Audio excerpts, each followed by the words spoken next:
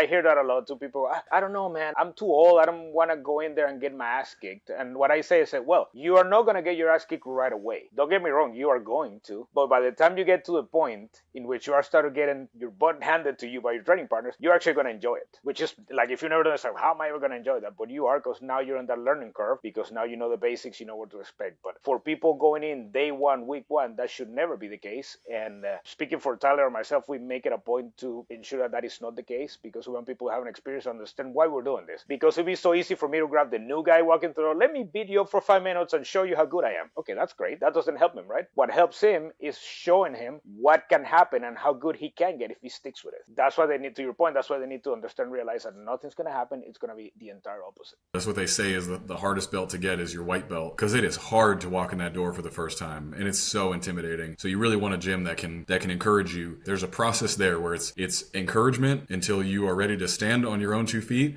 and then you can take the ass kicking. We would never do that the second you walk in the door. And I think that's crucial. I think people should be very picky where they start their jiu-jitsu journey and try a lot of places and make sure they're going to have a place that's going to work with them. But that's not to say that you shouldn't be pushed. I think that's another element of it too. You know, I don't ever want someone being so comfy that they don't understand the power of what this is, if that makes sense.